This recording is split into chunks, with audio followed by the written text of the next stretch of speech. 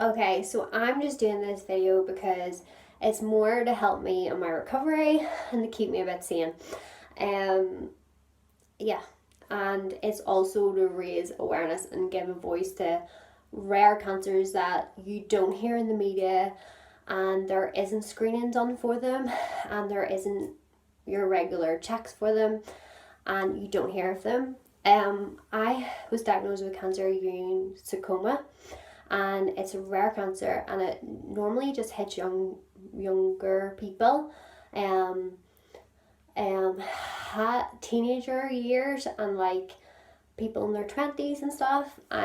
Obviously there is cases where older people have got it, but it's normally like a young person's cancer, and because it's a rare type of cancer, your GPs don't pick up on it too well, and especially Ewing sarcoma soft tissue, which is the one I've had, which is in your soft tissues. Mine was behind my eye, to do with all my sinus area. That's why my eye still to this day would water all the time, because radiotherapy is now blasting my tear duct. But one of my symptoms were my eye was watering all the time, and my nose was blocked on one side. And I constantly felt like I had the flu. I was really run down. I just wanted to sleep all the time. I had no energy. I thought I was manic depressed because all I wanted to do was sleep all the time. I had no zest for life, which I was a person that had zest for life. Like, I have ADHD as well, so I'm hype and I'm all, woo, go get life, bitches. But I actually turned into, and I lost a lot of weight. And I remember just literally pounding my kids off. I just wanted to sleep. And I actually even remember me and my friend Natalie like making lists on what we wanted to do back then. And I was like, I've got to force myself to get up, even if I don't want to. But I physically couldn't. The tiredness was so strong. And of course, it's not normal of 28. I'd walk to the shop, like my local shop, and come back up and I'd be sweating and I'd be out of breath. Like, I was just deteriorating over time. I kept going back to my GPs being like, something's not right. I shouldn't be feeling like this at 28. I even googled my symptoms and it came up a rare form of cancer. I even said to them, listen, I think I have cancer, and they were just like, no, that's too rare, you don't have that. So sent me on my way. Didn't even send me for a CT scan. They could be like, this bitch is annoying us, send her for a CT. Because what single mom at 28 is going to be wanting to keep coming to the GP office? Like, something was up. But they weren't for listening, and lucky enough, I said to my mum, I can't keep living like this. I just know something's not right. So they prayed for me to go private, which I'm so thankful for, because that is literally what saved my life. Going private, my mum and dad paid for my first CT, because the doctor was like, she needs a CT scan today. So they mentioned pull-ups, and I thought, happy days, get these bad boys out and I'll be back to my loving life self.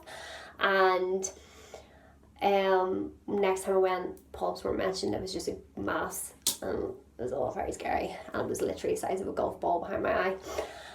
And then they were like, right, we need biopsy. And then in the biopsy they were like, because we need to know what way we're going to then after the biopsy, I knew I had cancer and nobody else did. I just had like a sixth sense about it. And when I went that day for the results of the biopsy, they were like, no, wasn't the biopsy, sorry, I'm getting everything muddled.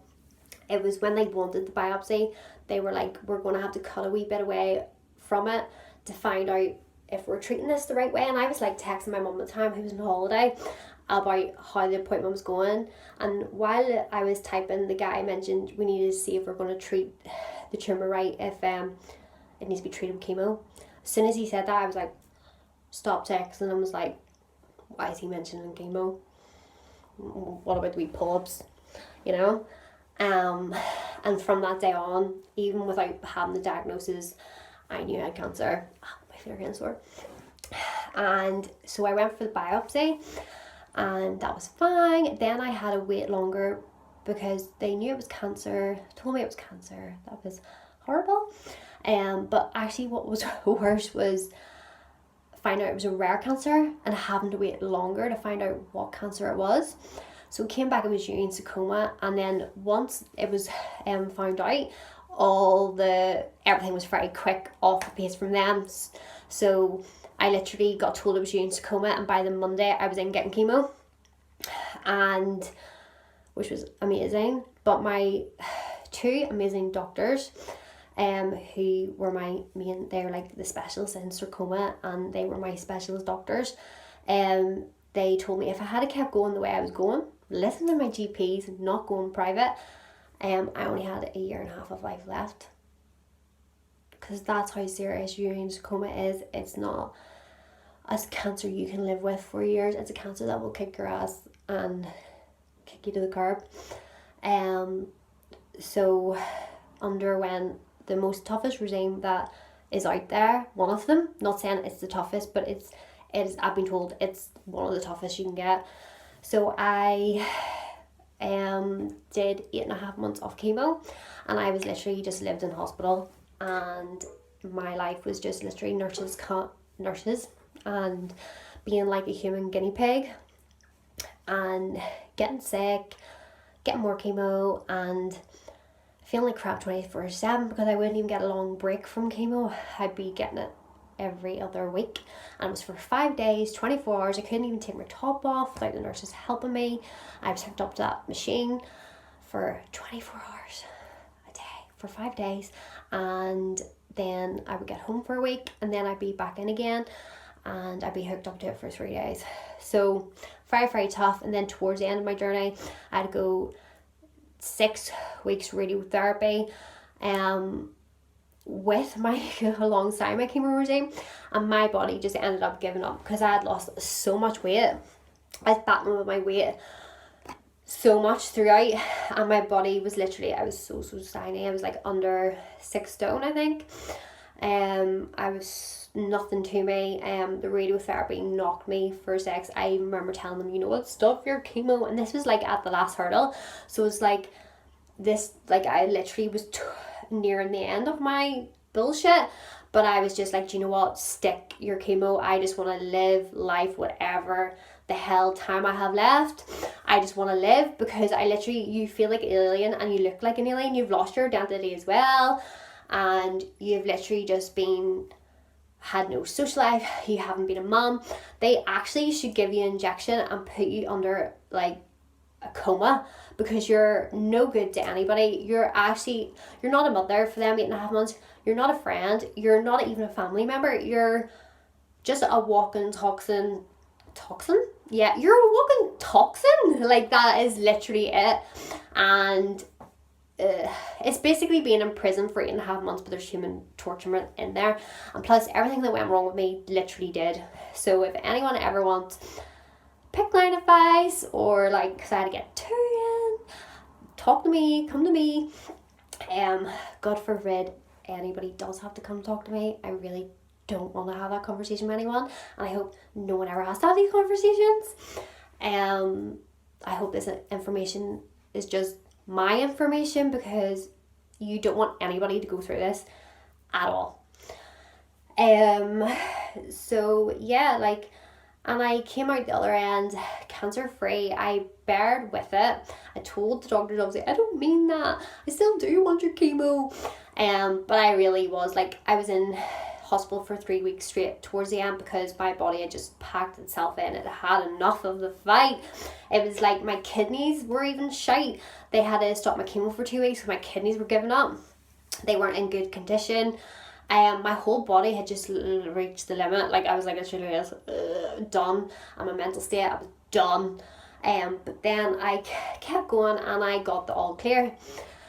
But one thing I will tell you is, just, which I was ignorant of in the past, just because someone gets the all clear of cancer, I would have been so stupid in the thing of, I bet you they're loving life and having new perspective on life.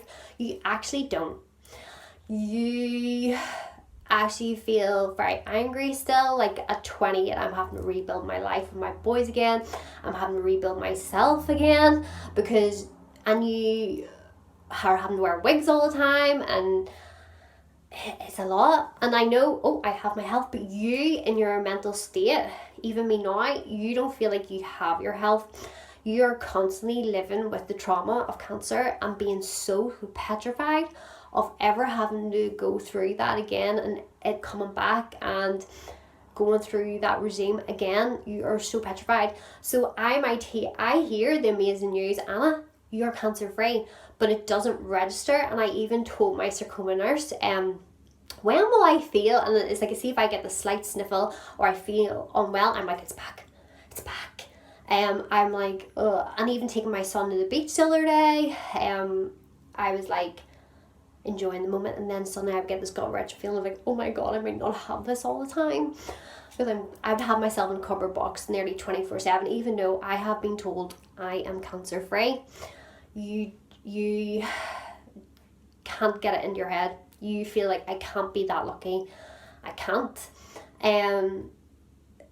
But so I was saying, I said to Mr. Sarcoma nurse, when will I start feeling like not every little thing I do or thing that pops up, it's cancer back? She's like, Anna, probably not for a long time. She's like, as time goes on and the more scans I pass, the more I'll be like, yep. So, and I'll truly believe, and get my confidence back in life and my health and myself. But it's all going to take time. I talked to my friend actually who went through the exact same thing as me, and she said it took her 2 years really, and it also took her like visually.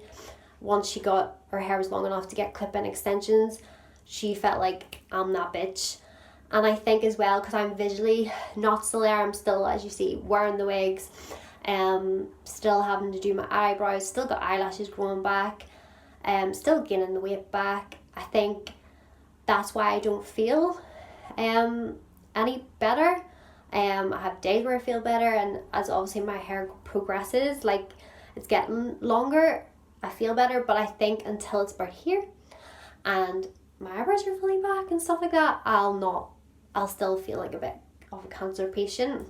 So I think visually, once my hair is back, that will help me mentally, and also mentally it will just literally take time. Like, how much do we hate but love that saying that everything takes time, it gets better with time? But it literally is the truest thing. Like right now for me, I just finished my chemo in April. It's all still too raw. It's like I even like want to hold it in to people when they ask me how I am. I'm like, and when I have the good news, I do, like, I'm cancer free. I actually find myself not even wanting to tell people because you're so scared of jinxing yourself, because it's such news that you are so petrified and so happy to have. You're scared of jinxing yourself, because it just feels too good to be true, and it literally will take time. And as time goes on, I will believe in it, and I'll not let anxiety kick my ass. Whereas that's something I never suffered from, and my heart really goes out to people with anxiety, because that is a bitch. Like, I suffered with depression before, but anxiety is a fucker, because you get over the depression and then anxiety will be like, are you really over it? And anxiety's like, are you really better? And blah blah blah. Anxiety is the fucker. Like, oh, that thing's a bitch. And I literally got anxiety the day I got told I had cancer. So that's something new I developed, all with my other little issues. But yeah, I always have been a person that's got through my traumas through life, been through a bit of shit, but I always was like, I've got my health, I've got my boy. This is obviously, I went through trauma when Nick was younger, and I was like, I've got my boy, I got my health, like, let's do it. And I think this time around, come back, it's hit me harder mentally, because I've been like, fuck, do I have my health? Am I in a cardboard box? I don't look that healthy. I think that's why it's knocked me for 6. But in time, I'll believe I am healthy. I'm just like every other 20-year-old. It will just take time. It's still too raw. But I just wanted to tell people that, you see a lot of people who get over cancer and they're extremely positive and they're all, I just want to say, like, for people out there that have got over cancer, it's okay not to feel okay and not to feel guilty about not feeling okay. It's not that you're ungrateful by any means. It's because you've went through trauma and it was so traumatic. your head's still getting around it, and literally, especially when you've had long chemo regime as me, you've basically got into the way of that lifestyle, like prison life. So it's difficult, and it's difficult to even socialize with people again. It's difficult to get your social skills back because your confidence has just been wiped clean off you. So it's okay not to feel like you have a whole lease of life, a new perspective of life, because you've been told you're cancer free. It will take time. It will take you time to believe that you are okay. And yeah, and that's it. And it's totally okay not to be okay.